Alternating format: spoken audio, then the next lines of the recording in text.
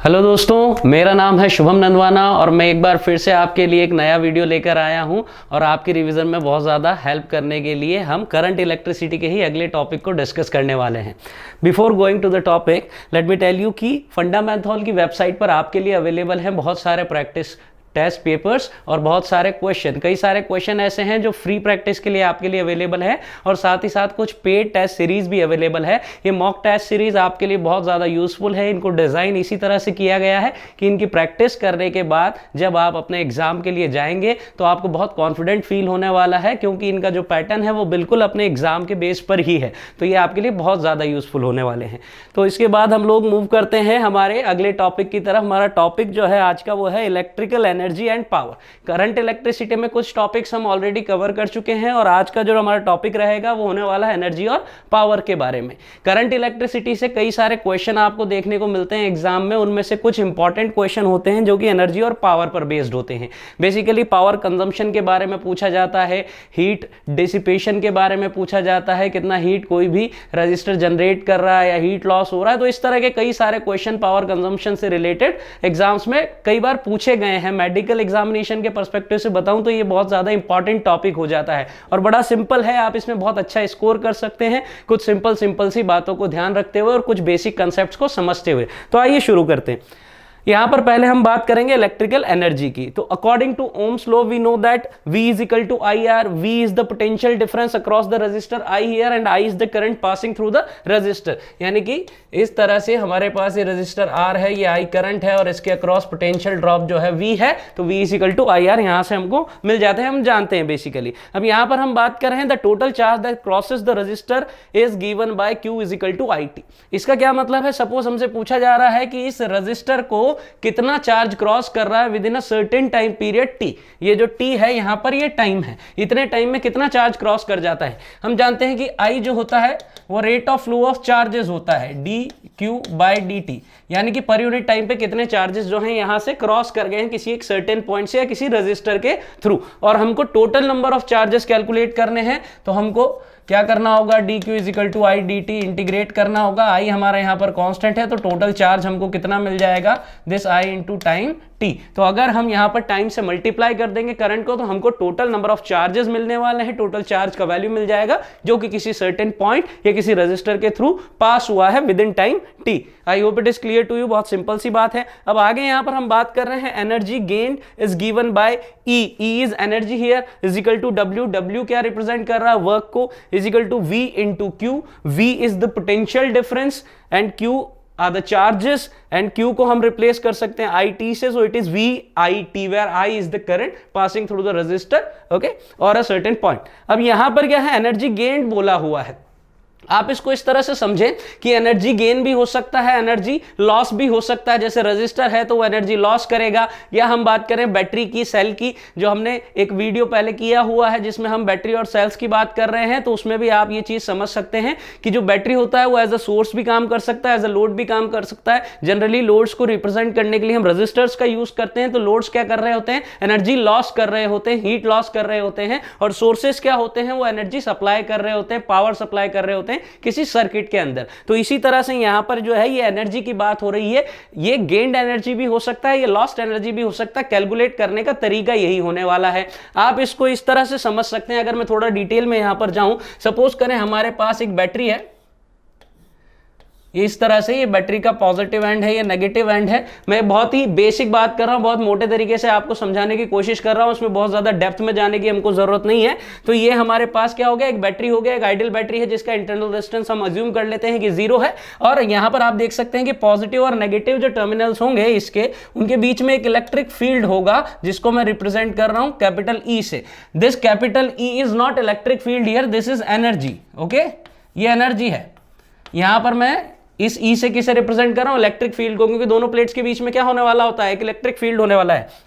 Suppose यहां पर से चार्ज Q है, Q जो है क्रॉस करके जा रहा है, यानी ये पहुंच रहा है from this positive end to negative and.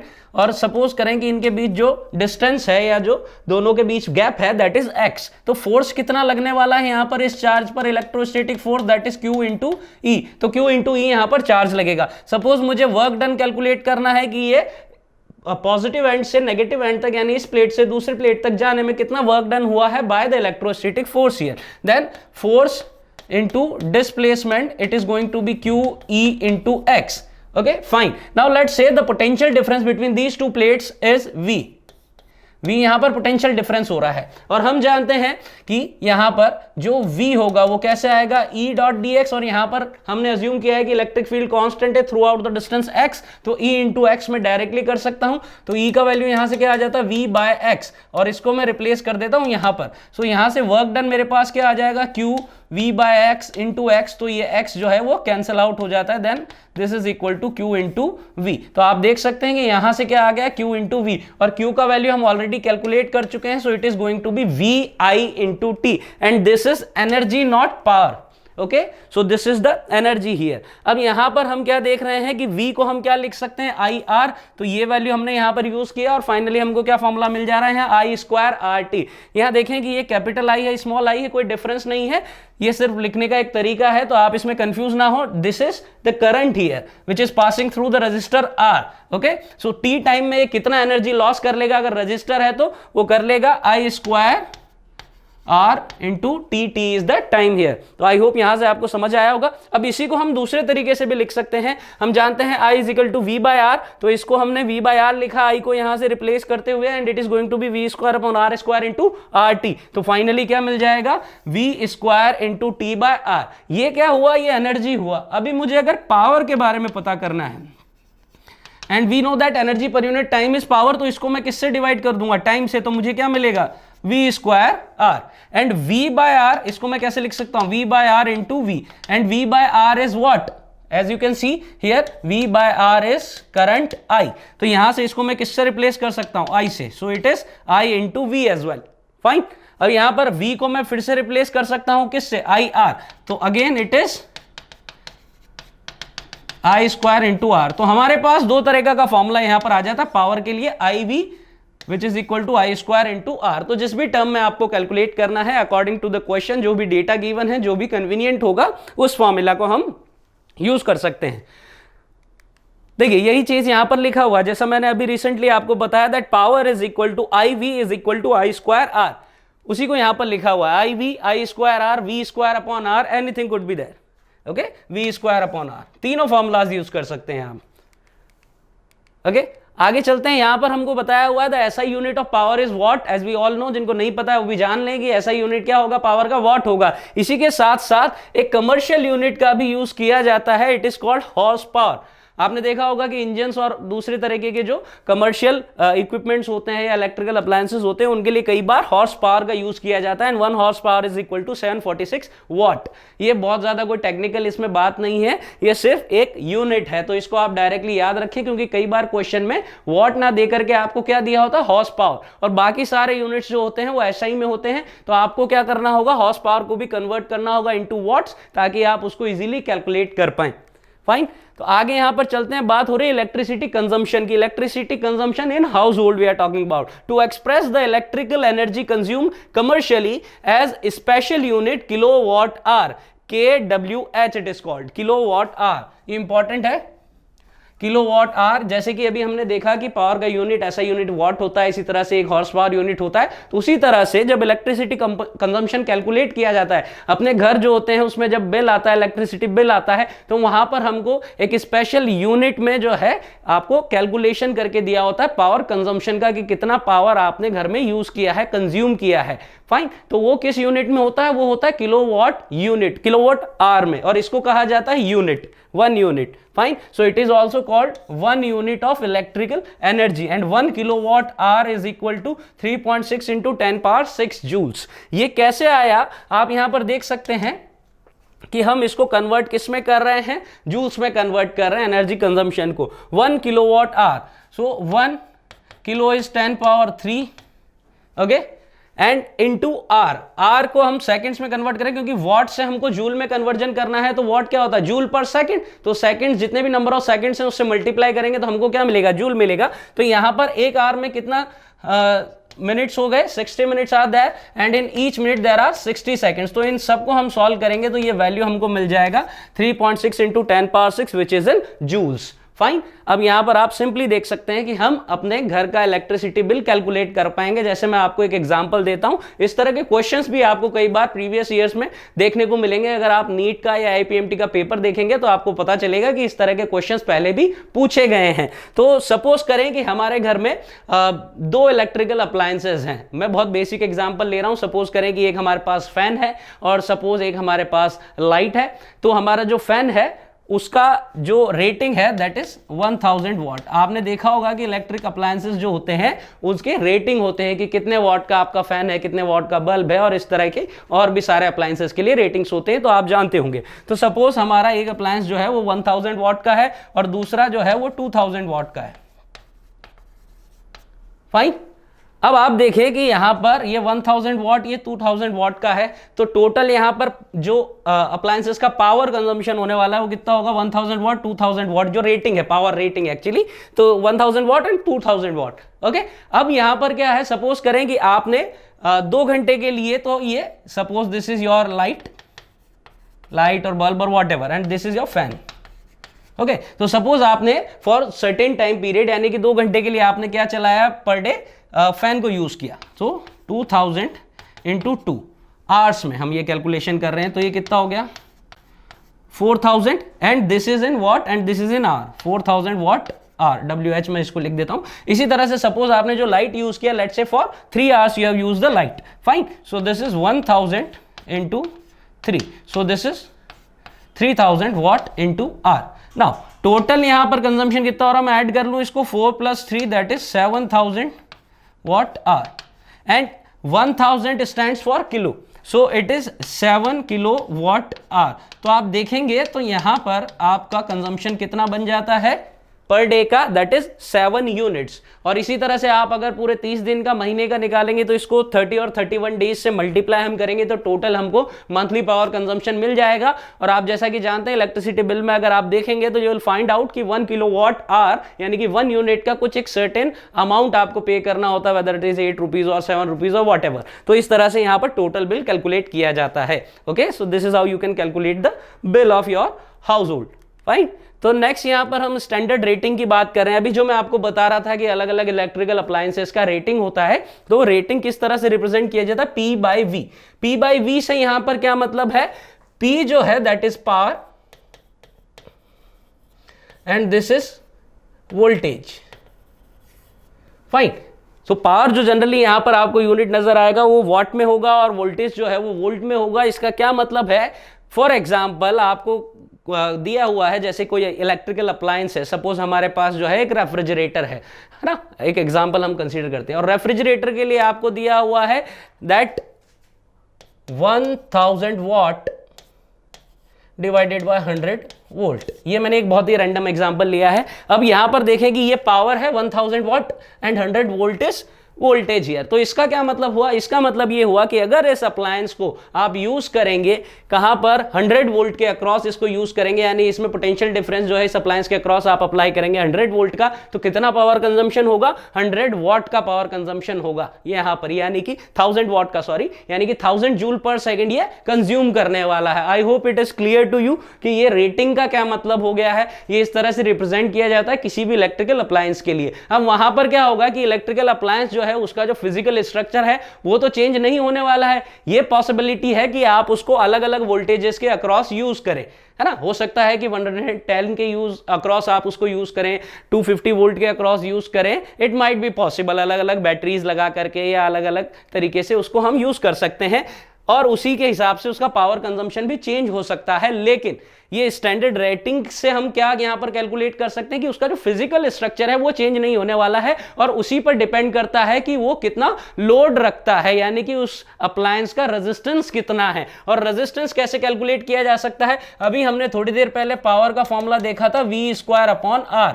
तो R is equal to V²/P, यानी कि जो स्टैंडर्ड रेटिंग में आपको वोल्टेज दिया हुआ है वो आप यहां पर यूज करेंगे, जो पावर दिया हुआ है वो यहां यूज करेंगे and you can calculate the resistor. So R is going to be V²/P। यानी कि उस अप्लायंस का आप रेजिस्टेंस कैलकुलेट कर सकते हैं। यहां पर आप ध्यान दें कि चाहे आपने इस अप्लायंस को यूज किसी भी वोल्टेज के अक्रॉस करना है, लेकिन जो रेटिंग में आपको वोल्टेज दिया हुआ है और जो पावर दिया हुआ है, उन दोनों का यूज करते हुए हम यहां रेजिस्टेंस कैलकुलेट कर सकते हैं। ऐसा नहीं होगा कि अब किसी और वोल्टेज के अक्रॉस इस अप्लायंस को यूज करेंगे तो रेजिस्टेंस बदल जाएगा, क्योंकि फिजिकल कंडीशन वही रहने वाली है अप्लायंस की। Okay, so I hope it is clear to you that resistance is not going to change. Okay, so आगे यहां पर हम एक एग्जांपल कंसीडर कर रहे हैं। Standard rating of a bulb is 100 what divided by 200 volt, यानी कि 100 वॉट वहां पर पावर है, 200 वोल्ट जो है वो वोल्टेज है, यानी कि 200 वोल्ट के वोल्टेज के अक्रॉस, पोटेंशियल डिफरेंस के अक्रॉस अगर हम इस बल्ब को यूज करते हैं तो ये कितना पावर कंज्यूम करेगा?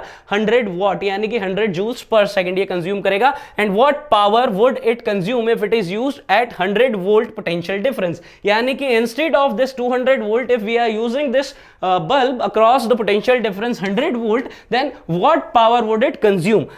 Okay, this is what this question is asking. Fine, so first of all we need to calculate the resistance here, because resistance is the constant thing here, वो change नहीं होने वाला। and as we know R is equal to V square upon P। so rating में voltage कितना दिया हुआ है अपने को? 200 volt, so 200 square divided by the power is 100 here। so यहां से कितना आ जाने वाला है? 200 into 200 divided by 100, so it is going to be 400 ohms।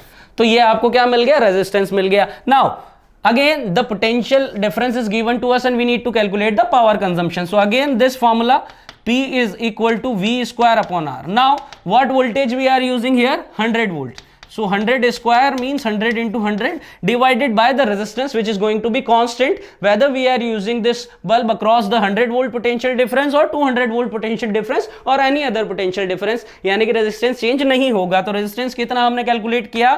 400। तो ये हम यहां से यूज कर लेंगे, कैंसिल आउट हो गया, it is 25। so it is 25 watt because we calculated the power here। fine, so ये बहुत सिंपल हो जाता है। आपको यही चीज ध्यान रखनी है कि रेटिंग आपको दिया है तो सबसे पहले क्या करना है? आप रेजिस्टेंस निकाल लें वहां पर, उसके बाद जैसा क्वेश्चन में कहा गया है उस तरह से हम अप्लाई करेंगे। आगे बढ़ते हैं, एक और हमने क्वेश्चन लिया हुआ है यहां पर। In India electricity is supplied for domestic use at 220 volt, यानी कि डोमेस्टिक यूज जो है, यानी कि घरों में जो हमारे पास पावर सप्लाई आता है, जो हम प्लग्स, जो सॉकेट्स जो होते हैं उसमें प्लग सप्लाई लगाते हैं, हम यूज करते हैं किसी भी अप्लायंस को, तो वो कितना वोल्टेज डिफरेंस या पोटेंशियल डिफरेंस हमको सप्लाई किया जाता है? That is 220 volt. Now it is supplied eight 110 volt in USA. If the resistance of a 60 watt bulb for use in India is R, the resistance of the 60 watt bulb used in USA will be। Question आप समझे, बहुत ज्यादा difficult नहीं है, complicated लग भी रहा है तो भी हम इसको मैथमेटिकली अप्रोच करेंगे। बड़ा सिंपल सा क्वेश्चन है। हमको क्या क्या दिया हुआ है यहाँ पर? इंडिया और यूएसए का जो वोल्टेज सप्लाई है वो दिया हुआ है कि 220 and 110 voltage is being supplied respectively in India as well as in USA. And if the resistance of 60 watt bulb, 60 watt is this is power rating here, यानी कि 60 watt का एक बल्ब है, हमको पावर कंजम्पशन कितना चाहिए? 60 watt चाहिए। अगर उसका रेजिस्टेंस R है और 200 वोल्ट के अक्रॉस उसको यूज किया जा रहा है तो कितना पावर कंज्यूम कर रहा है? 60 volt.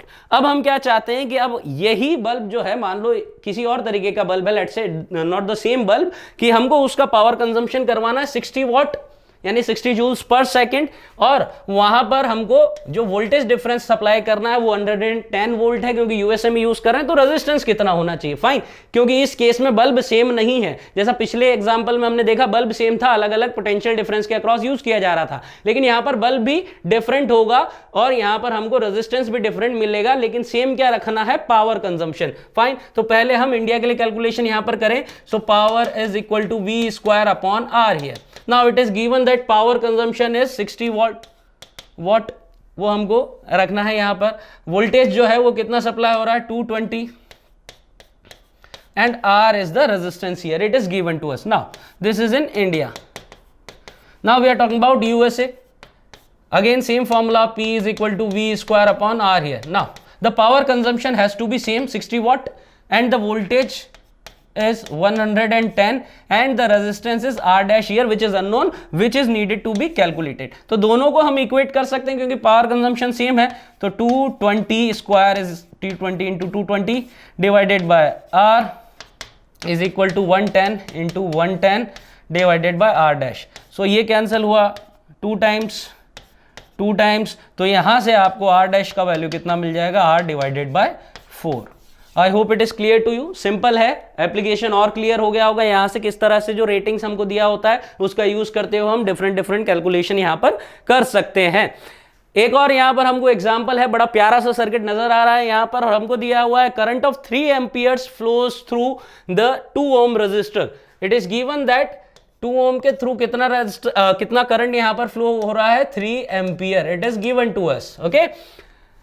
The power dissipated in 5 ohm resistor is, यानी कि ये जो 5 ओम रजिस्टर है इसके थ्रू कितना पावर डिसिपेट हो रहा है। पावर डिसिपेट मतलब हमको यहां पर समझने की जरूरत है कि एक रजिस्टर के through, suppose R is the resistor, I current flows through this register, तो यहां पर जो पावर ये कंज्यूम करेगा that is I square into R। ये मैंने आपको फर्स्ट स्लाइड में भी डिस्कस किया है कि कितना ये पावर कंज्यूम करने वाला है, I square into R। I is the current passing through this resistance and R is the resistance here. यानी कि पर यूनिट टाइम पे इतना एनर्जी जो है ये कंज्यूम कर रहा है। कंज्यूम करके क्या कर रहा है, हीट की फॉर्म में ये उसको लॉस कर दे रहा है, डिसिपेट कर दे रहा है, क्योंकि रजिस्टर का काम ही यही है। फाइन, तो हमको क्या करना है, ये पता करना है कि ये जो 5 ओम वाला है ये कितना पावर, यानी कि कितना energy, heat energy per unit time dissipate कर रहा है, यानी कितना पावर डिसिपेट कर रहा है in the form of heat. That's what we need to calculate.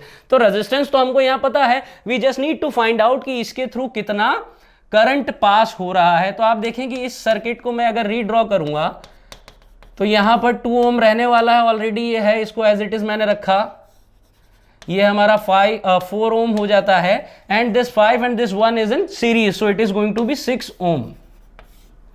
तो ये 6 ओम हो गया है, and as you all can see these 3 resistors are in parallel combination। तो ये parallel combination में है, यानी इनके अक्रॉस जो पोटेंशियल डिफरेंस होगा वो सेम होगा, लेकिन current which is passing through the branches it is going to be different as the resistors are different here।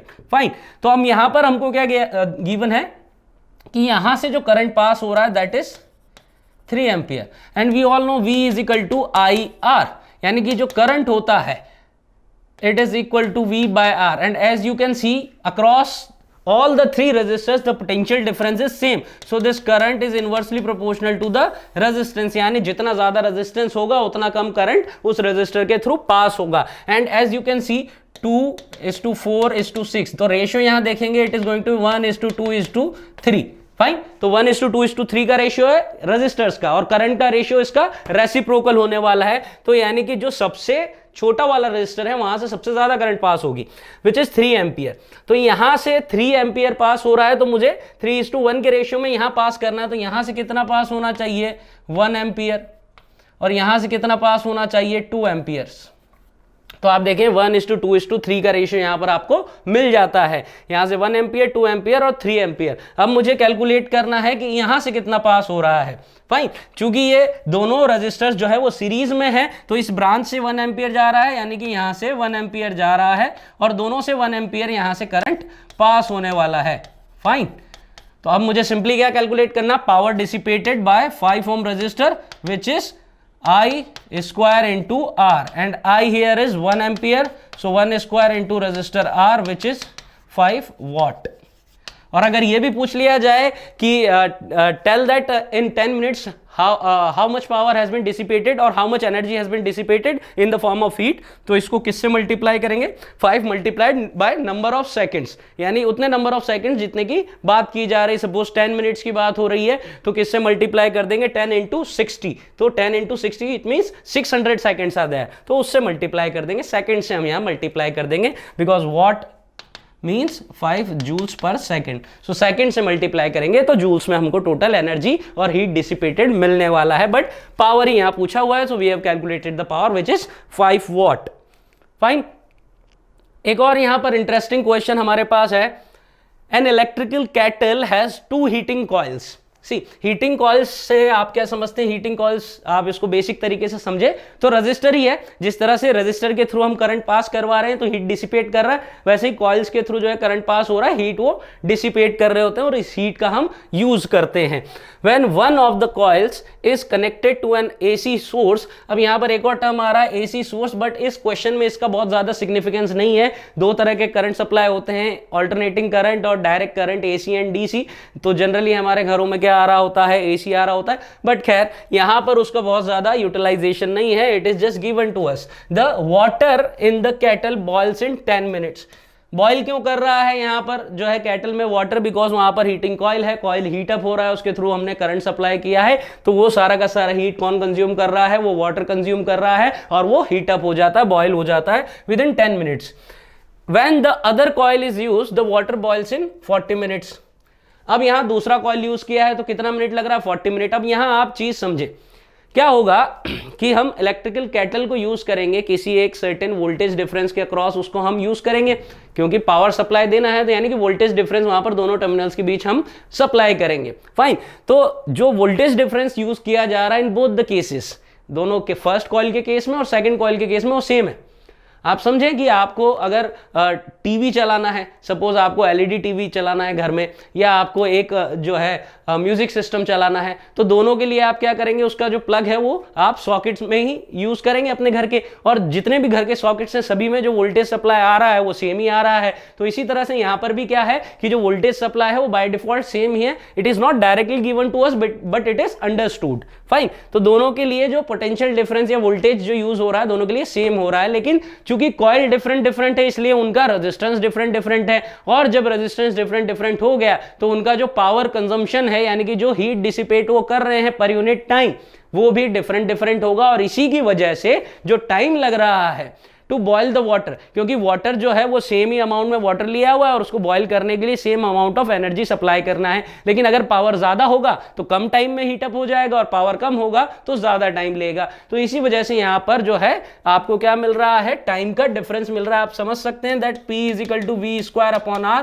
As I have told you that V is same for both the coils but R is not same as the coils are different. So R different होगा तो power जो है वो भी different मिलने वाला, और उसी की वजह से टाइम जो है कम या ज्यादा हो सकता है, दोनों का सेम नहीं है। फाइन, now if both the coils are connected in parallel, time taken by the same quantity of water to boil will be, यानी कि अब दोनों को एक साथ यूज किया जा रहा है बट इन पैरेलल। फाइन, तो कितना टाइम वहां पर लगेगा to boil the water of same quantity.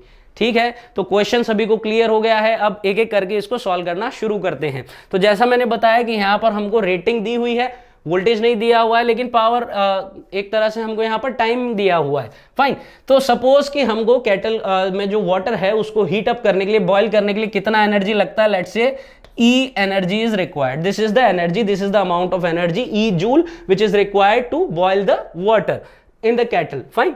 तो फर्स्ट केस में लेट्स से पावर 1 सप्लाई हुआ, कितना टाइम तक, 10 मिनट्स तक। मैं सेकंड्स में कन्वर्ट नहीं कर रहा हूं इसको, टाइम को मैं 10 मिनट में ही ले रहा हूं क्योंकि दोनों में मिनट में है और हमको जो सॉल्व करके आंसर निकालना होगा वो भी मिनट्स में ही कैलकुलेट करना होगा, इसलिए इसको सेकंड्स में कन्वर्ट नहीं मैं कर रहा हूं। फाइन, सो P1 इंटू 10, ये क्या हो गया, power into time, obviously this is energy, तो एनर्जी इतना लगा। अब दूसरे केस के भी दूसरा जो कॉइल यूज किया उसमें भी हमको कितना एनर्जी सप्लाई करना है, इतना ही करना है, लेकिन पावर डिफरेंट होगा, उसको P2 बोल देते हैं, और कितना टाइम में हुआ, 40 मिनट्स में, तो ये 40 हो गया। फाइन, तो यहां से P1 का वैल्यू आप कैलकुलेट कर सकते हैं E/10, और P2 का वैल्यू भी कैलकुलेट कर सकते हैं, that is E/40। Now as you know P is equal to V square upon R, then R is equal to V square upon P।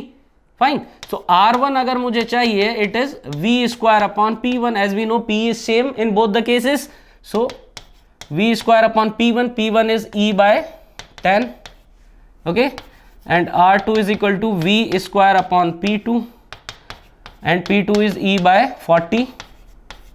Fine, ये आपको समझ आ रहा है यहां से। अब मैं क्या कर रहा हूं, यहां पे ये जो V स्क्वायर बाई E है इसको X बोल देता हूं ताकि थोड़ा कैलकुलेशन सिंपल हो जाएगा। तो यहां दोनों का हमने क्या कैलकुलेट कर लिया है, रेजिस्टेंस कैलकुलेट कर लिया है। फाइन, अब दोनों को हमने यूज किया है पैरेलल में यूज कर रहे हैं, तो इक्विवेलेंट रेजिस्टेंस अभी नया कितना आ जाएगा, R इक्विवेलेंट की मैं बात करूं तो R1 into R2 upon R1 plus R2. Now R1 is 10x, R2 is 40x, so it is going to be 400x square. दोनों को मल्टीप्लाई किया एंड प्लस करना है, then 40 plus 10 it is 50x. So we get here this is 8x. Okay, 5 8 40 ये cancel out हुआ and x square को x से divide किया तो x हमको मिल गया, तो R इक्वलेंट आ गया 8x. नाउ पावर कंजम्पशन, अभी जो हमको फिर से सेम अमाउंट ऑफ वाटर हमारे पास है, अब उसको हीट अप करना है, बॉईल करना है, तो सेम एनर्जी हमको देना होगा, तो एनर्जी हमको सेम देना है. लेकिन पावर जो होगा अब ना P1 मिलेगा ना P2 मिलेगा, कैटल से हमको कितना मिलेगा, कुछ और ही मिलेगा. Let's say that is P equivalent. P equivalent हम बोल देते हैं, P equivalent into time T. Fine, तो हमको ये टाइम T कैलकुलेट करना, E वही है. अब P इक्वलेंट कैसे आएगा यहां पर, as we know that P is equal to V square upon R. तो P इक्वलेंट के लिए जो वोल्टेज जहां यूज होगा, बिकॉज सेम सॉकेट में अभी भी उसको हम यूज करने वाले हैं, तो वोल्टेज जो मिलने वाला है वो सेम ही मिलने वाला है, जैसा कि पहले दोनों केसेस में मिला, अभी भी वही रहेगा. लेकिन R जो आएगा that is R equivalent in this case, so V square upon R equivalent, and R equivalent is 8 into X, and the value of X is V square upon E. This is V square divided by E, तो ये ऊपर multiply में चला जाएगा, this is E, तो V square cancel हो गया, and it is going to be E divided by 8. Fine, so power equivalent कितना आया, E by 8, so this is E divided by 8 into T. Fine, so E cancel out हो गया, T कितना आ गया आपके पास 8, और ये जो टाइम होगा it would be in minutes, क्योंकि हमने यहां पर जो टाइम था उसको सेकंड्स में कन्वर्ट नहीं किया था. अगर हम यहां भी सेकंड में कन्वर्ट करते तो यहां जो रिजल्ट मिलता that would also have been in seconds. Fine, तो आपको यहां से ये क्वेश्चन क्लियर हो गया होगा. हमने इस तरह के 2-3 एग्जांपल देख लिए हैं, पावर कंजम्पशन वाले, पावर डिसिपेशन वाले या हीटिंग इफेक्ट वाले, और आपको तीनों में देख करके समझ आया होगा कि किस तरह से हमको यहां पर इनका एप्लीकेशन करना है. तो मेन चीज क्या है कि रेटिंग से आप वहां पर पावर निकाल सकते हैं और रजिस्टर निकाल सकते हैं. उसके बाद वोल्टेज के बारे में बात की जा सकती है, पावर के बारे में बात की जा सकती है, टाइम से मल्टीप्लाई कर दे तो एनर्जी के बारे में भी बात की जा सकती है. लेकिन एसेंस क्या है, ये फॉर्मूला मेन है, power is equal to V square upon R, और power is equal to I square into R, and like that. Okay, आगे यहां पर बढ़ते हैं, हम बात कर रहे हैं सीरीज कॉम्बिनेशन ऑफ बल्ब्स की, क्योंकि बल्ब्स वाले काफी क्वेश्चन आते हैं. जैसे एक ये क्वेश्चन हमने देखा था, यहां पर स्टैंडर्ड रेटिंग दिया था और यहां पर हमसे पूछा था कि किसी और दूसरे वोल्टेज के अक्रॉस यूज किया जाए तो पावर कंजम्पशन क्या होगा. लेकिन यहां पर और भी कई तरह के क्वेश्चन पूछे जाते हैं, और क्वेश्चन कई बार ब्राइटनेस से रिलेटेड भी पूछे जाते हैं, तो उसकी भी हम यहां पर बात करेंगे. तो यहां पर मैं आपको बहुत एक सिंपल सी चीज बता दे रहा हूं, आपको डायरेक्ट फॉर्मूला या मेथड ध्यान रखना है. यहां क्या है कि अगर आपके पास सीरीज में बल्ब्स जुड़े हुए हैं और उनका रेटिंग आपको दिया हुआ है, पावर रेटिंग दिया हुआ है, पावर कंजम्पशन दिया हुआ है, और आप देख सकते हैं कि सर्किट में सीरीज में ये कनेक्टेड है. फाइन, तो यहां सीरीज में कनेक्टेड है और टोटल पावर अगर आपसे पूछा जाएगा तो you can directly use this formula. जैसा कि रजिस्टर के लिए पैरेलल में होता है 1/R equivalent is equal to 1/R1 plus 1/R2 1/R3 and so on. In the same way here we are using the equivalent power formula, 1/power equivalent is equal to 1/P1 plus 1/P2 and 1/P3 and so on so forth. Fine, I hope this formula is directly clear to you. अब ये formula derive कैसे हुआ वो भी आप simple तरीके से देख सकते हैं. रेटिंग हमको दिया हुआ है तो हम यहाँ पर क्या कैलकुलेट कर सकते हैं, रेजिस्टेंस कैलकुलेट कर सकते हैं. रेजिस्टेंस कैलकुलेट करें, इक्विवेलेंट रेजिस्टेंस निकालें, उसके बाद पोटेंशियल डिफरेंस हमको यहाँ पर दिया हुआ है. और अगर हमारे पास इक्विवेलेंट रेजिस्टेंस आ जाता है और यहाँ पर हमारे पास जो है टोटल उन सभी बल्ब के अक्रॉस में पोटेंशियल भी गिवन है, तो सिंपली मैं क्या कर सकता हूं, यहाँ पर जैसे मैंने ये आर इक्विवेलेंट इन बल्ब के लिए कैलकुलेट कर लिया है, ये मेरा पोटेंशियल ड्रॉप है इसके अक्रॉस, और यहाँ जो पावर इक्विवेलेंट आएगा that would be V square upon R equivalent, और आर इक्विवेलेंट का वैल्यू मैं कैलकुलेट करके यहाँ प्लेस कर दूंगा. तो अल्टीमेटली इस तरीके से ये फॉर्मूला डेराइव होता है. तो आप चाहें तो एक बार इसको ट्राई करके देख सकते हैं, यू विल फाइंड आउट और you will get this formula also. Okay, अब यहां पर जो एक इंपॉर्टेंट बात है जिनसे कई बार क्वेश्चन पूछे जाते हैं directly, power consumed is the rating और we can say is the measurement of the brightness. कई बार क्वेश्चन में पूछा जाता है कि देयर आर 3 बल्ब्स और 4 बल्ब्स इन सर्टेन कॉम्बिनेशन और placed at somewhere around the circuit at certain places, and we need to find out that which bulb is the brightest. कौन सा बल्ब सबसे ज्यादा ब्राइट जो है वो नजर आएगा जब सर्किट हम क्लोज कर देंगे, पावर सप्लाई वहां पर कर देंगे। तो जो ब्राइटनेस है वो किससे डिसाइड होगा कि कितना पावर वो कंज्यूम कर रहा है, जितना पावर खाएगा उतना चमकेगा। तो डायरेक्टली इसको कैसे देख सकते हैं, जो पावर कंजम्पशन है it is directly proportional to V, it is also proportional to R and it is inversely proportional to the rated power। जो पावर रेटिंग गिवन है उसके इनवर्सली प्रोपोर्शनल यहां पर आने वाला है जो आपका ब्राइटनेस है। आप देखें कि जो पावर कंज्यूम्ड होगा V स्क्वायर अपॉन R, इस तरीके से हम देख सकते हैं यहां पर V square upon R power is equal to VI, ये भी आप बोल सकते हैं। तो अगर हम मान लें कि सीरीज में कनेक्टेड है, फाइन, तो I जो होगा वो सभी के थ्रू जो है सेम पास होने वाला है, तो किसके प्रोपोर्शनल आएगा, V के प्रोपोर्शनल आएगा, fine. And V is equal to IR, so it is going to be I square into R, again I is same, तो किसके प्रोपोर्शनल आएगा, R के प्रोपोर्शनल आएगा। तो यहां से आप ये सारी चीज समझ पा रहे होंगे। तो आप देखें कि पावर कंजम्पशन अगर ज्यादा हो रहा है तो ब्राइटनेस वहां पर ज्यादा होगी। पैरेलल कॉम्बिनेशन की बात करें, अगर आपके पास बल्ब जो है वो पैरेलली कंबाइंड है, पैरेलल कॉम्बिनेशन यहाँ पर है, तो आपको क्या करना है, जो सीरीज रेजिस्टेंस के लिए फॉर्मूला होता है इक्विवेलेंट रेजिस्टेंस का, उसी तरह से आप टोटल यहाँ पर पावर कैलकुलेट कर सकते हैं, total power consumption P1 plus P2 plus P3 and so on so fourth. और इसको कैलकुलेट करने का या फॉर्मूला फाइंड आउट करने का, डिराइव करने का क्या तरीका है, आप यहाँ पर रेजिस्टेंस अज्यूम कर लें, रेटिंग आपको गिवन है, आप रेजिस्टेंस वहां से निकाल सकते हैं R1 R2 R3 R4 and so on, और उनका इक्विवेलेंट रेजिस्टेंस निकालें एक बल्ब से, वहां पर इस पूरे को हम रिप्लेस कर सकते हैं, सर्किट को सिंपल सर्किट बनेगा, वहां पर आप पावर कंजम्पशन निकालें, तो यही फॉर्मूला आपको मिल जाता है। और यहां पर हम ब्राइटनेस की बात करेंगे तो जैसा कि आप देख सकते हैं कि यहां पर जो पोटेंशियल डिफरेंस है across each bulb that is same, so power is equal to V square upon R। तो ये R के क्या आने वाला है, inversely proportional as you can see, and power is equal to VI.